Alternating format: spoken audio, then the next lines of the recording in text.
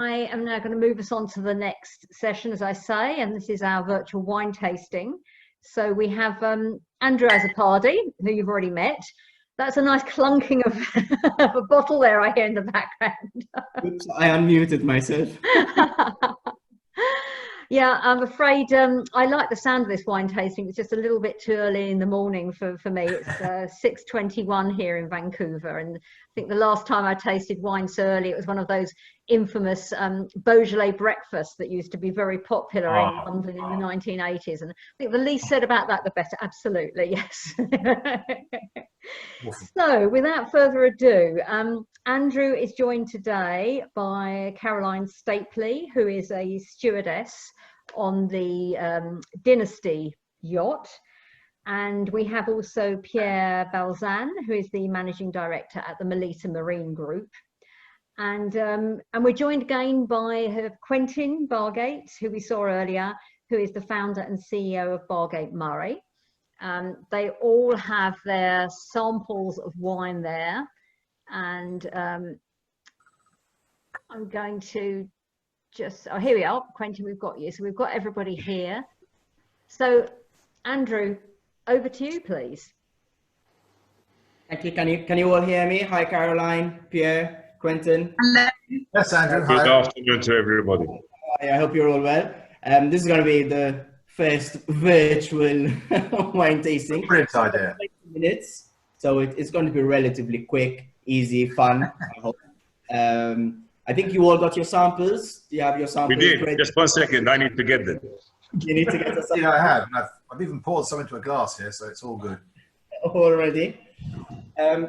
We've got 3 wines today. Done. I'm going to put the bottles in front of me immediately just so that you can all get a bit of a glimpse. We'll start off with the white wine. So the first wine that we're going to drink is Artes Chardonnay, 100% Chardonnay from Oregon in the States. So we're going to start off with a pretty decent Chardonnay. We're speaking value. I think it's important that we speak values as well over here. We're speaking around 30 euros plus VAT. And this is European value now. Then I had to go for a rosé, and the reason I went for a rosé is, let's face it, it is by far our best-selling wine on board super yachts. If you are having fun, you know, in a warm destination, maybe not in Antarctica, just like multi-yacht legends, right? But in warmer destinations, I'm speaking Mallorca, south of France, Malta, Italy, rosé is by far one of the most popular, and I chose a premium rosé, so it's a gourmet rosé, which is Minuti Prestige, so it's one of their premium ones. And then I went for an Italian wine, and we've got a Brunello De Montalcino from a very, very famous producers, Frescobaldi, and this is the Castel Giocondo. So I think let's start off with the white wine. When we host a wine tasting, we always start off with the lightest and work our way up to the strongest or the richest or the darkest wine. So if you can all pour your white. You're all already poured. Oh, we're well ahead of the curve here, I think. Yes, me too. I have to say, Andrew, I'm very excited about this. We presently have no wine on board at all. Dynasty actually was sold a week ago, and we're about to become Mochafi 22. So I have no wine on board. So this is lovely to smell. So you've got the rest of the crew really annoyed at you at the moment. Jealous. So let's start off with this. This is a 100% Chardonnay, and this Chardonnay is actually made by a French producer, Domaine Drouin, who are extremely famous in Burgundy for their Chardonnay in Burgundy. So the climate in Oregon, and this is why they actually moved to Oregon back in the 80s. I think they opened in around 1987. For the simple reason that the microclimate in Oregon is extremely similar to the microclimate of their vineyards in Burgundy. So they wanted to replicate a wine that they produce in Burgundy, somewhat with maybe a bit more of an American style. And Veronique Drouin, who is the producer behind this wine, so woman power over there. The Veronique wanted to create wine with the purity of Chablis, which is Chardonnay, but also the elegance of Merceau, which is also Chardonnay. And the funny thing about that description, and these are Veronique's words, and I wanted to mention this because even though they are both Chardonnay, as in a Chablis and the Merceau, they are extremely different because Chablis is usually very mineral, very pure, very refreshing, and no aging. Whereas a Merceau, though it's also elegant, it's very rich, and it's got a lot of complexity due to oak aging. So the interesting thing about this wine is, let's see if they manage to actually, if Veronique has actually managed to get this Chablis and Merceau both in one wine. So if we look at the wine, it's actually relatively light in color for a 2015. If you put it against a white background, if anybody has, we'll give it a nice swirl in the glass. Everybody swirling. And then if you're lucky enough to have a relatively large nose like me, you can put it all the way in the glass and take a nice big whiff. And we do that all the way. We do that, we actually swirl and put our nose into the glass. It's just like putting the volume in your speakers. So you're amplifying the volume of the aromas. I don't know, for example, I know Pierre likes his wine. Pierre, are you a fan of Chardonnay? More a fan of Sauvignon. And to be honest, I kind of guessed. I don't know why I thought so. And this is why I actually chose this wine specifically, because there is oak aging over here. So this is not your typical Sauvignon Blanc, really refreshing, but Veronique wanted to get some purity. I really want to see what your opinion would be of this. Shall we try it first? Sure. I think they've succeeded, actually. I'm a big fan of Chablis, big fan of white Burgundy, of Grey Frisane, and this does capture quite a lot of the character of the French winemaker. So I was quite pleased to taste it, actually. I agree with you. I think it's extremely refreshing. So yes, it is. I must say. It's true, there is oak. And what we take, when we say there is oak, the flavors that come out with oak is usually, for example, vanilla flavors or coconut flavors. But even though there are these flavors, they're not overpowering, they're not too rich, they're not heavy. So it's still got a nice feel to it. And I think that's exactly what Veronique wanted to produce. Just one other thing, Arthur. Does anybody know why it's called Arthur? It's actually just Veronique's son was Arthur, so she named the wine after his son. Calming. It is. So, Quentin. Andrew, does she have anything in mind as far as food pairing is concerned? Does she have something favorite that she likes to pair it with?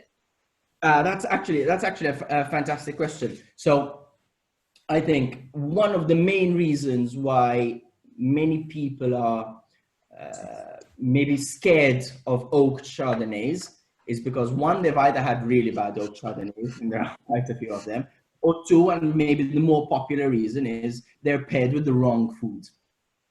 Now, oak Chardonnays, such as this one, and maybe even more oak, need a dish that can stand up to it. So if you have a dish that is extremely delicate, so say a plain grilled fish, I think that this will be overpowering. This will be just too much. So you need something to stand up to it, something maybe a little bit on the creaminess, something a little bit richer. I don't think, because there is a lot of purity and minerality in this, I don't think we'd need to go down something so rich as a risotto. However, something, maybe a darker fish, so even a fish with a little bit of sauce, so not just plain grilled with lemon, would probably work wonders with this. A pasta dish would work wonders as well. I would also think crustaceans, so lobster, prawn, mussels could work well as well. So this, and I think this is really important to bring in the food and the wine pairing. So it's really important that for example, the chief stewardess or the purser discusses with the chef on what they're cooking so that they can actually match the dish. So super question, Caroline. It's not, correct me if I'm wrong, Andrew, I don't believe this is, I mean, it's a fair price for what you're getting. It's good value. Mm-hmm. Oh yes, I think it's extremely good value actually, and the reason I think so is probably if there was Burgundy written on the bottle, the price would immediately double. And yes, the quality is really good on this. I'm actually really surprised on how good it is. I'm really enjoying it. And quality of wine, you also get quality of wine from the length in your mouth. So how long you keep tasting the wine, and hopefully it's an enjoyable taste in your mouth. So if you keep enjoying it for a few minutes, then you know that the quality of the wine is a superior quality.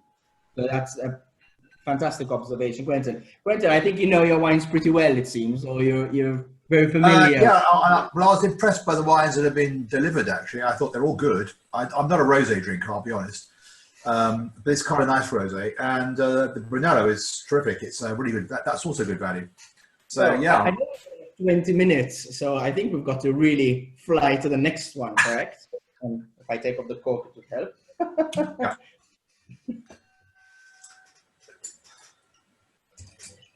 Okay. I have to say I'm sharing this with my stewardess because we enjoy Andrew's webinar or seminars that he does at A Cruise in Mallorca. And so she was very keen to join in. So she's just off to the side sharing it. That's why you can see me always looking to one side. That's fine. I'm glad you're joining us, actually, Caroline, one of our long-standing attendees for these seminars. So what's interesting about the minuti I chose today, and I actually chose this on purpose, is that this is a 2018. Now, generally speaking, rosé wines, I don't know if you can see the label properly, rosé wines in general are meant to be drunk young. And that is across the board, and that is a true statement. So, yes. However, I would say rosés along the years have really improved in quality. So, and this is something I want to say to people that are stuck maybe because of COVID. They've bought too much rosé from last year or this year, and they're stuck with it on the boat. If it's a gourmet rosé, such as Minuti 2018, it will still be fine next year. Or at least I hope so. Let's see what the panel think. In my opinion, I think it's perfect because it is a gourmet wine. If it were maybe the entry level, so say it's the M de Minuti, so I'm sticking to the same house, then maybe it could last 1 year maximum. But the Prestige, being a good quality, it can actually last 2, even 3 years. And I would say it even gets better in the bottle. Well, it's better than Whispering Angel, isn't it? Yeah. Do you like Whispering Angel, Quentin? I'm not going to comment on that. No, I don't. You get a lot of it around at yacht shows and on board yachts. It can be quite refreshing, but it's not really a proper wine, in my opinion. I find it very refreshing with the Angel. It's got a certain creaminess to it. I personally prefer maybe the Prestige. It's got maybe a bit of a gourmet character to it. However, it's not a wine that I would dislike or refuse. Definitely not. I'm speaking about the Whispering Angel. So shall we?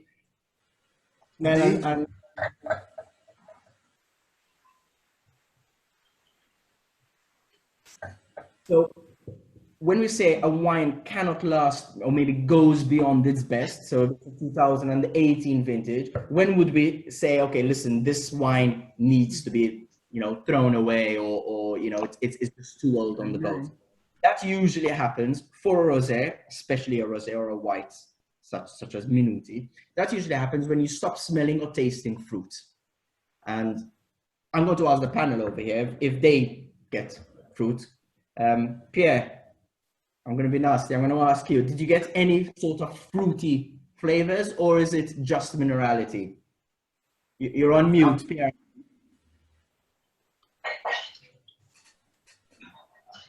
Can you unmute yourself? You need to unmute, Pierre. Pierre, you're on mute. I'm on mute. Hold on. That's it. That's Yeah, good. that's it. We've got you now. We've got you now. Sorry, Pierre, I put you on the spotlight, trying to involve you a little bit. Do you get any fruit when you taste this? I do, yes. You do. What comes to mind, when I taste it, the berries come to mind.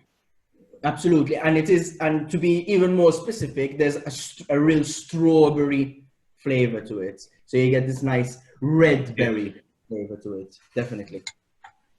And for me, that tells me that the wine is definitely still perfect to drink, and I would even serve it next season without a shadow of doubt. It's also still very refreshing, so the acidity is still very high.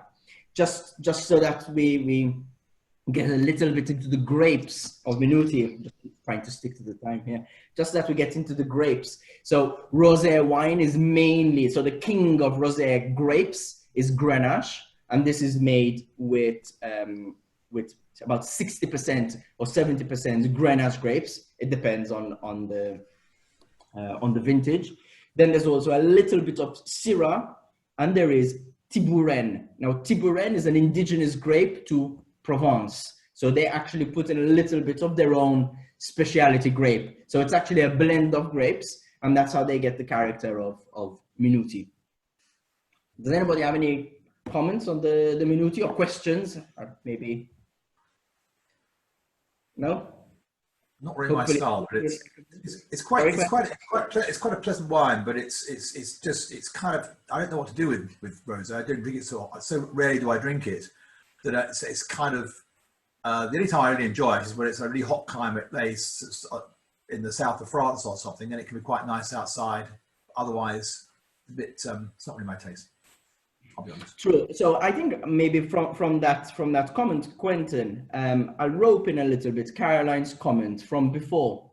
So, and that is the food pairing. And rosé is that type of wine where I think you also need to pair it with the right food. It's very often that it's stuck between red and white. So you have a dish in front of you and automatically think, shall I go white or shall I just go red? And rosé sometimes could be the perfect wine, especially when it's an in-between dish, such as, for example, tuna. When, tuna can actually be with white. You can drink white wine when you have grilled tuna, or you can have red wine with grilled tuna. And rosé sometimes is the perfect in-between wine.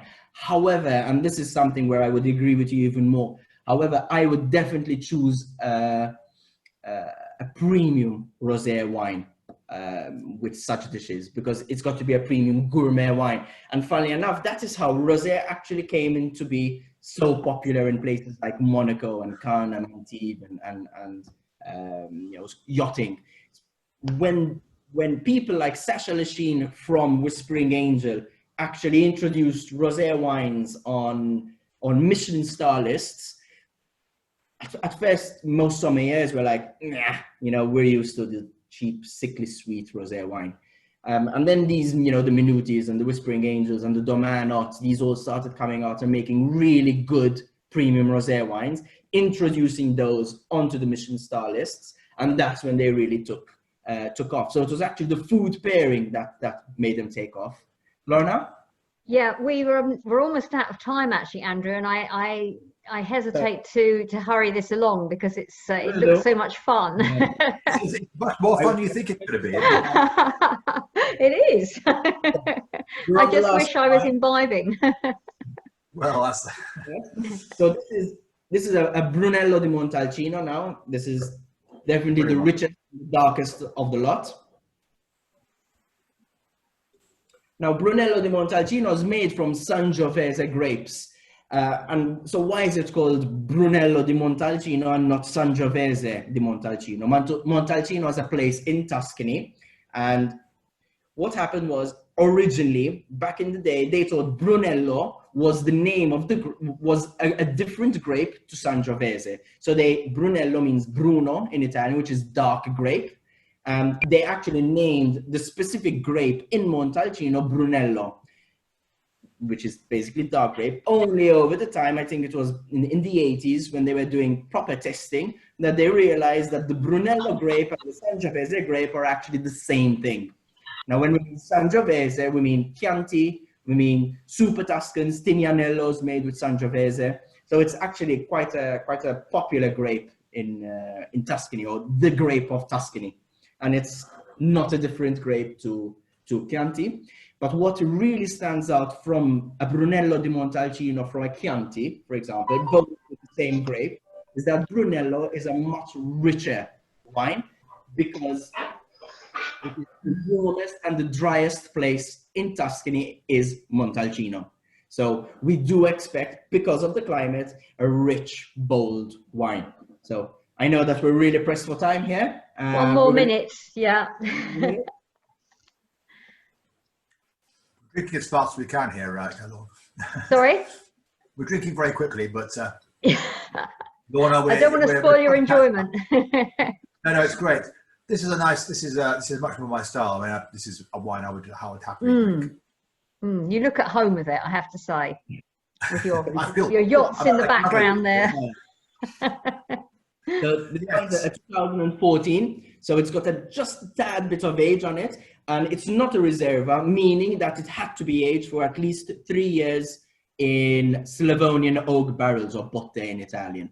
And for you to be a DOCG, guaranteed wine, it's got to be minimum of 3 years aging in these Slavonian oak bottles. Sorry, Slavonian oak barrels. So, listen, Lorna, I really know we're pressed for time. Pierre, thank you for joining us. Quentin and Caroline, hopefully I'll see you soon. And cheers. Cheers. Well, thank you very much, Andrew. I must say, this Brunello is really nice. Yes, it is. So it's Friday afternoon and it's the end of the day now. Well, you speak for yourself. Excuse my glass, by the way. Well, Andrew, I'd like to really thank you for this really interesting session, and thank you for delivering the wines so kindly to everybody, and to Quentin in the UK there. And thank you everyone for joining in, Quentin, Pierre and Caroline. And yeah, please stay on for the rest of the conference and continue to enjoy your wines. Thank you very much. Thank you. Thank you very much. Bye. Bye-bye. Yes. So everybody, thank you very much, and thank you for so many of you for staying with us. I see that we've still got a good virtual auditorium full of delegates still, so that's great, and I hope you enjoyed that last session. So we now have a brief break, a just under 15-minute break, so we're coming back at 5 to the hour. And then we'll be talking about the future for industry shows, conferences and annual events. So please stay with us. We've got a great panel lineup to come next, and look forward to seeing you in a few minutes. Thank you. Bye-bye.